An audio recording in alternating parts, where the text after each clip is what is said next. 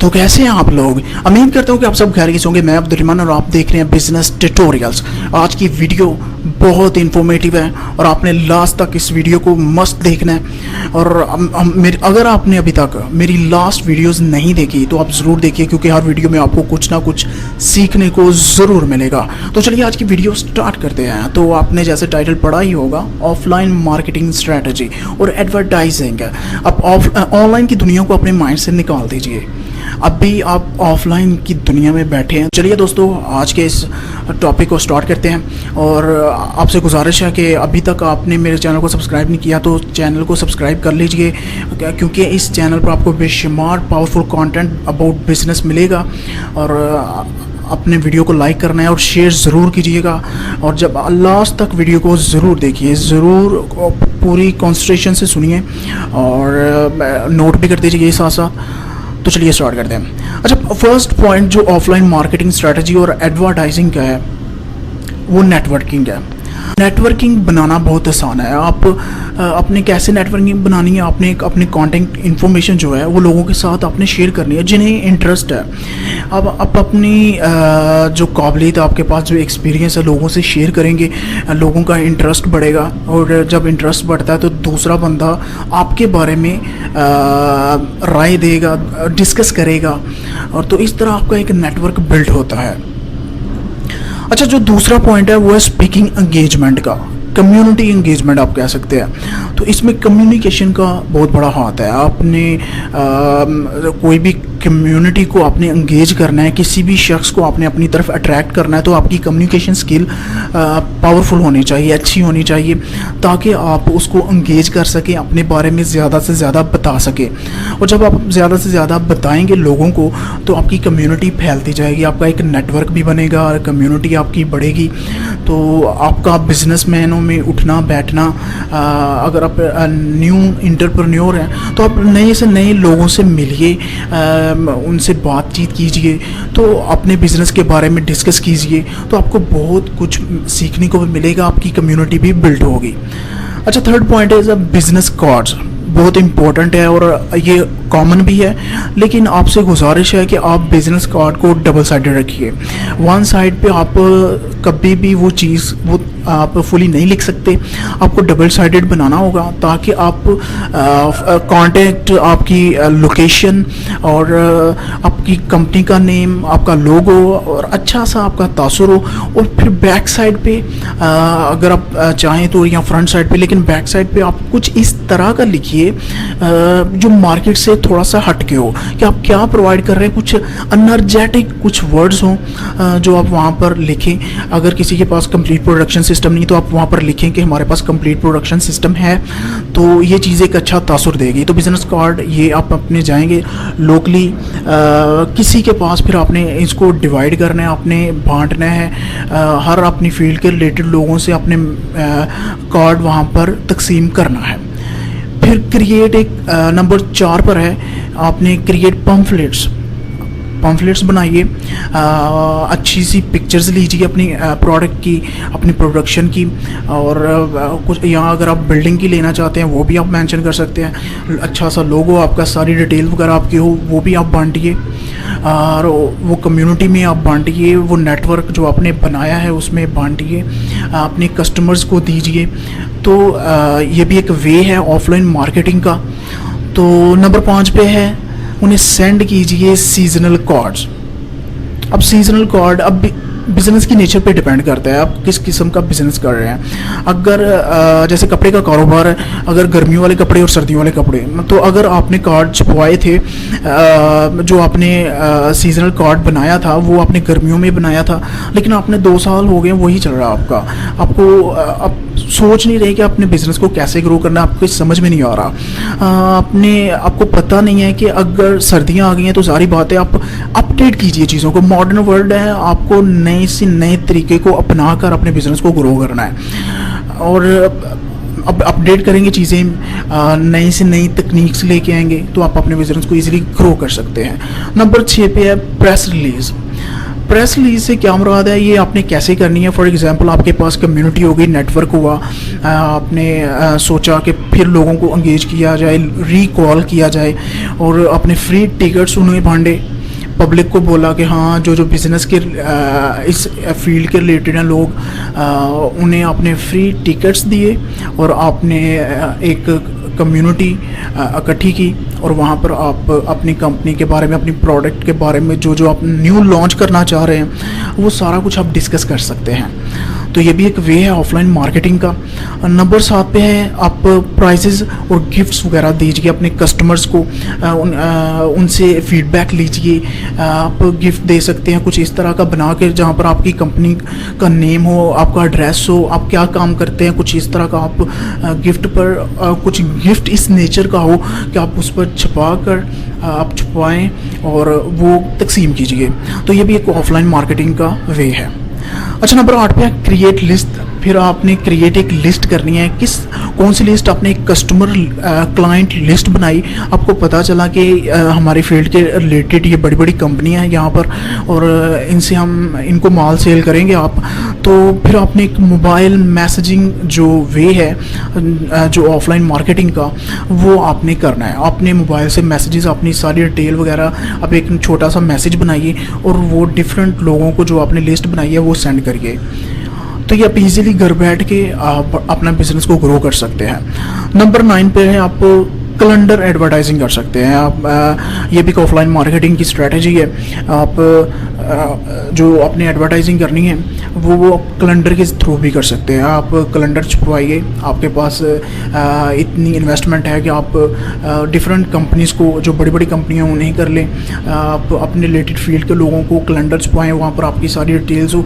जो भी बंदा उधर आए और वो उसकी अगर कैलेंडर पे या जब आपका थोड़ा सा आपने हाईलाइट किया होगा अपना नाम और अपनी कंपनी का नेम या आपका जो काम है वहाँ पर, तो आपका इससे भी आपके कस्टमर्स बढ़ेंगे और आपका बिजनेस ग्रो होगा।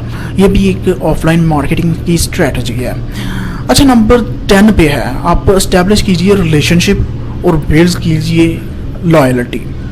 अच्छा, अब रिलेशनशिप आपकी इसी वजह बेस पे बनेगी, आप एक अच्छी चीज़ प्रोवाइड कर रहे हैं, आप ऑनेस्ट हैं अपने काम के साथ, आप लोगों के साथ ऑनेस्ट हैं और आपकी एक लॉयल्टी है कि ये बंदा बहुत अच्छा है, हाँ यार इससे चीज़ लो तो एक अच्छी चीज़, पायदार चीज़ ये बंदा देता है और फिर लोग आपकी तरफ आते हैं, हाँ उसके पास जाओ, फिर ये एक रेफरेंस बन जाता है। तो रेफरेंस आप क्रिएट करना अपने बिज़नेस में आपने कैसे करना है, यही आप लर्न कीजिए। और ये बहुत आसान जो चीज़ें मैं आपको बता रहा हूँ, अगर आप पैसे करते हैं तो 100% आपका बिज़नेस ग्रो करेगा।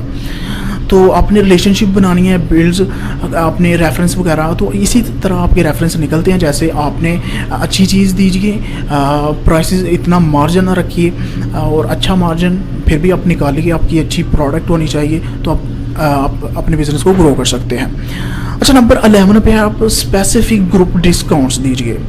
ये एक आप नेशनली कर सकते हैं। आप एक कंट्री में हैं जैसे पाकिस्तान में आप कोई स्पेसिफिक डिस्काउंट दे सकते हैं अपनी प्रोडक्ट पे। अगर डेंटल मेरी प्रोडक्ट है, अगर मैं सिरिंज, सारी बात है डॉक्टर्स यूज़ कर रहे हैं, बेशुमार हॉस्पिटल्स, क्लिनिक्स सभी यूज़ कर रहे हैं, तो मैं डिस्काउंट देता हूँ इस पर और सभी को एक बताता हूँ कि हाँ बिल्कुल डिस्काउंट है हमारी प्रोडक्ट पे। तो जो होलसेलर जो हमसे लेके जा रहे हैं वो आगे भी बता रहे हैं कि हाँ अब हम आपको डिस्काउंट देंगे। तो वो किस बेस पे? क्योंकि हम डिस्काउंट दे रहे हैं, जो हमसे डिस्ट्रीब्यूटर माल ले रहा है तो हम उसको डिस्काउंट दे रहे हैं, वो आगे अपने ही कस्टमर को बता रहा है कि हाँ बिल्कुल आपको हम डिस्काउंट पे देंगे, क्योंकि वो भी थोड़ा सा कम करेगा और वो भी आगे डिस्काउंट का वर्ड वो भी यूज़ करेगा। और इस वजह से आप डायरेक्ट कर सकते हैं कि हम डिस्काउंट दे रहे हैं, आप डायरेक्ट अपने क्लाइंट्स को बता सकते हैं, नेशनली कर सकते हैं, आप सिटी के लिए कर सकते हैं। तो ये भी एक ऑफलाइन मार्केटिंग का बेहतरीन सॉल्यूशन है और इससे भी आप अपना बिजनेस ग्रो कर सकते हैं। नंबर 12 पे है ट्रेड एसोसिएशन पब्लिकेशंस।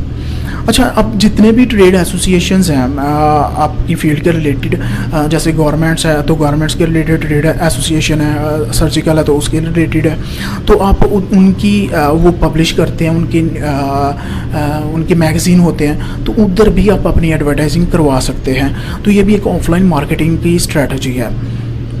नंबर 12 पे है बिल बोर्ड्स। अब बिल बोर्ड्स लगाइए अपने बिल बोर्ड्स आपको पता ही है, तो आप किसी ऐसी जगह पे लगाइए जहाँ पर लोगों की आमदोरफ्त जो है वो ज़्यादा है, तो ताकि ज़्यादा लोग देखेंगे, तो वहाँ से भी आप कस्टमर हासिल कर सकते हैं। मैंने इस चीज़ को किया है और मुझे 100% इसका रिज़ल्ट मिला है।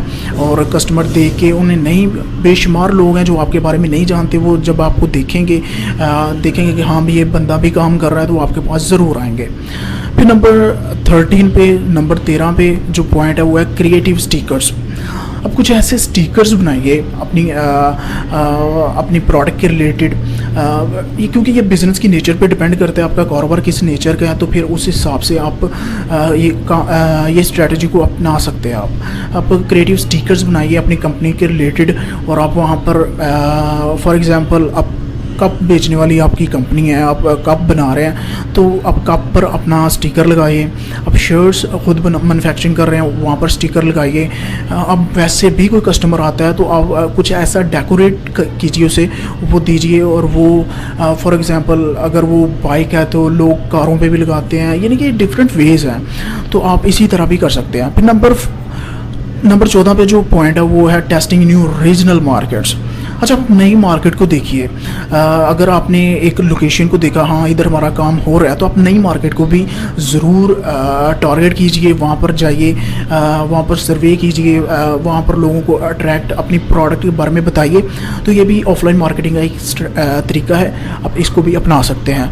नंबर 5 पे आप स्पीक एट इवेंट। अच्छा, आप स्पीक करेंगे इवेंट में, कोई भी इवेंट होता है आपकी फील्ड के रिलेटेड, आप वहाँ पर मस्ट जाइए। वहाँ पर आप कार्ड भी बांट सकते हैं, वहाँ पर आप स्टिकर भी बांट सकते हैं, वहाँ पर अपने प्रोडक्ट के रिलेटेड आप लोगों को बता सकते हैं। तो आप इवेंट में ज़रूर जाइए, आपको स्पीक करने बोलने का मौका मिल रहा है, तो अपनी कंपनी के बारे में भरपूर तासुर दीजिए। जो सामने है लोग बैठे हैं आप वो देखने सुनने के लिए, तो वो फिर एक कम्युनिटी बेस होगा, क्योंकि वहाँ पर बैठा इन शख्स वो जब वहाँ से चला जाएगा तो बाहर निकल के वो आपके बारे में ज़रूर बात करेगा। तो इस तरह ये एक और आपको बताया मैंने ऑफलाइन मार्केटिंग का तरीका है। फिर आप अटेंड कॉन्फ्रेंसेस, जो भी कॉन्फ्रेंसेस होती हैं गवर्नमेंट की बेस पर होती हैं, कुछ ऑर्गेनाइजेशंस करवाते हैं, तो वहाँ पर भी आप जाइए, आप बताएंगे, लोगों को बताएंगे, नेटवर्क बिल्ड करेंगे। तो भी फिर भी क्योंकि कॉन्फ्रेंस में जाएंगे तो आप कुछ अपना न्यू बता सकते हैं, नए लोगों से मिलेंगे, तो ये भी एक ऑफलाइन मार्केटिंग का एक तरीका है। अच्छा, नंबर 17 पे है पोस्टर्स। आप पोस्टर छुपाइए, इश्तिहारात जो है वो लगाइए। इससे ये तो बहुत आम हो चुका है ये चीज़। जो न्यू बिज़नेस अभी स्टार्ट करना चाहता है, जिसे एजुकेशन का भी नहीं पता, वो भी इस चीज़ को फॉलो करता है और एक छोटा सा बैनर लगाता है, इश्तिहार जो है पोस्टर लगाता है। तो इससे भी काफ़ी लोग, जारी बात है, किसी को पता चलेगा, अवेयरनेस होगी तो कोई आपके पास आएगा। नंबर 18 पे है ब्रोशर्स। आप ब्रोशर छुपवाइए, और ब्रोशर आप 3 या 4 पेजेस का जो होगा वहाँ पर अपनी कंपनी का इंट्रोडक्शन दीजिए, आप पूरी फुली डिटेल्स लिखिए, प्रोडक्ट की लिस्ट दीजिए जो आपकी मेन प्रोडक्ट्स हैं वो, और फिर आप ब्रोशर्स को भी तकसीम कीजिए। अच्छा, नंबर 19 पे है पेपर ईमेल्स। पेपर ईमेल्स ये भी एक वे है, और ये एक स्ट्रैटेजी है एडवर्टाइजिंग की, ऑफलाइन मार्केटिंग की। तो आप पेपर ईमेल, आप ईमेल लिखते हैं, जैसे आप ईमेल ऑनलाइन करते हैं, तो ये ऑफलाइन की दुनिया आपको बता रहा हूँ। तो आपने पेपर अपनी ईमेल लिखा, उसे प्रिंट किया, तो आप उससे भी कन्वे कर सकते हैं।